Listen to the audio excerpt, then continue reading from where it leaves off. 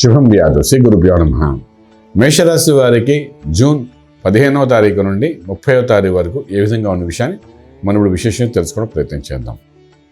మేషరాశి వారికి రాశిలో శుక్రుడు, అదేవిధంగా తృతీయ స్థానంలోని బుధుడు, రవి, బృహస్పతి, పంచమంలో కేతువు, కుజుడు, అదేవిధంగా లాభస్థానంలో చూస్తే రాహు, వ్యయంలో శనీశ్వరుడు యొక్క ప్రభావం కనిపిస్తోంది. అదే మేషరాశిలో శుక్రుడు ఉన్నాడు కాబట్టి కొంచెం ఆహ్లాదకరంగా ఆనందకరంగా ఉండడానికి మీరు చేసే ప్రయత్నాలు చేయొచ్చు. ఆర్థిక విషయానికి వచ్చినప్పుడు మాత్రం వ్యయంలో ఉన్న శనీశ్వరుడు ఉండగా కుజుడు యొక్క విశేషమైన దృష్టి పడింది కాబట్టి ఏదో ఒక బర్నింగ్ ఇష్యూస్తో డబ్బు ఖర్చు పడే అవకాశం బాగా కనిపిస్తుందని చెప్పచ్చు. సో కొత్త ఉద్యోగ ప్రయత్నాలు మీరు చేస్తున్నప్పుడు పాత ఉద్యోగాలు వదిలేసి కొత్త కంపెనీస్కి వెళ్ళాలని మీరు చేసే ప్రయత్నాల్లో కొంచెం న్యూట్రల్గా ఉంటుంది కాబట్టి ఆ ప్రయత్నం చేయకుండా ఉంటే బాగుంటుంది. అలాగే వ్యాపార వ్యవహారంలో ముందుకు వెళ్ళాలనుకునే వాళ్ళు కూడా విశేషంగా కొంత కొత్త వ్యాపారాలు ఏదైతే ఆరంభించాలనుకుంటున్నారో ఆ ఆరంభించే కొత్త వ్యాపారంలో ఇన్వెస్ట్మెంట్ ప్లాన్స్ పేరుతో కొంతవరకు నష్టం పోయే అవకాశం ఉంటుంది కాబట్టి ఈ 15 రోజుల మాట అటువంటి ప్రయత్నాలు ఏం చేయకండి. దానివల్ల కొంచెం నష్టపోయే అవకాశం ఉంటుంది. ఉన్న వ్యాపారాన్ని యాజ్ ఇట్ ఈస్గా రన్ చేసుకుంటూ ముందుకెళ్ళడానికి ప్రయత్నం చేయండి. రియల్ ఎస్టేట్ అవ్వండి, కన్స్ట్రక్షన్ అండి, స్టీల్, సిమెంట్, ఐరన్ వ్యాపారాలు అనుకోండి, ఇన్ఫ్రాస్ట్రక్చర్ అనుకోండి, ఎడ్యుకేషన్ ఇన్స్టిట్యూట్స్, కోచింగ్ సెంటర్స్, ఏ వ్యాపారం అయినప్పటికీ కూడా ఎక్స్పాన్షన్ ఆఫ్ ది బిజినెస్ అనేది కొంతవరకు మీరు చేయకుండా ఉండగలిగితే బాగుంటుంది 15 రోజులు. అలాగే ఇంపోర్ట్ ఎక్స్పోర్ట్ వ్యాపారాలు కూడా న్యూట్రల్గానే ఉంటాయి. విదేశాలకు వెళ్ళి చదువుకోవాలనుకున్న విద్యార్థులు ఎవరైతే ఉన్నారో ఆ విద్యార్థులకు మాత్రం కొంతవరకు నష్టపోయే అవకాశం ఉంది కాబట్టి ఇప్పుడు ఈ 15 రోజులు ప్రత్యేకంగా ప్రయత్నం చేయకండి.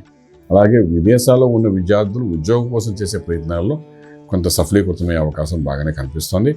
అలాగే మనం చూస్తున్నప్పుడు విదేశాలకి వెళ్ళి వ్యాపార రీత్యా సెటిల్ అవ్వాలనుకున్న వాళ్ళకి మాత్రం ఇది సరైన సమయం చెప్పడానికి అవకాశం లేదు. శుభార్తలు వింటారు, శుభకార్యాలను పాల్గొంటారు. ఇవన్నీ ఒక ఎత్తుగా ఉంటే ఆరోగ్యం మహాభాగ్యం అంటాము.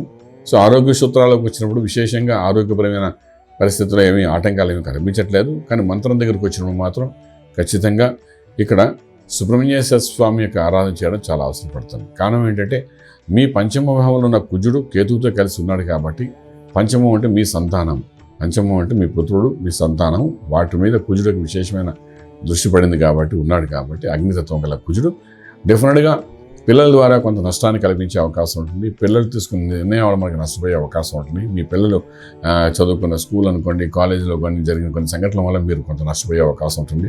లేదా మీ పిల్లలు బండి నడుపుతుంటే ఆ బండిని ఎక్కడో వెళ్ళి పుట్టడం వల్ల కూడా ఆ నష్టాన్ని మీరు భరించవలసిన అవసరం ఉంటుంది. ఏదైనా పిల్లల ద్వారా కొంత నష్టాన్ని చూపిస్తోంది కాబట్టి ఆ కుజుడు ద్వారా జరుగుతుంది కాబట్టి సుబ్రహ్మణ్యేశ్వర స్వామికి ఆరాధన చేస్తే మీరు మీ పిల్లలకి కూడా చక్కగా ఎటువంటి ఇబ్బంది లేకుండా సుఖం జరుగుతుంది కాబట్టి భయపడక్కలేదు. ఆ విధంగా చేసుకుంటారండి. డెఫినెట్గా రాజమార్గంలో రాజ్యం పొందగలుగుతాం. శుభం వ్యాధ.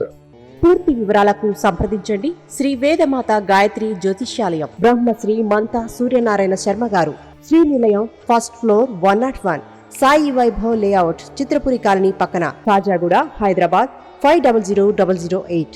సంప్రదించవలసిన ఫోన్ నంబర్ 8855559147, 8855559148, 9849996644.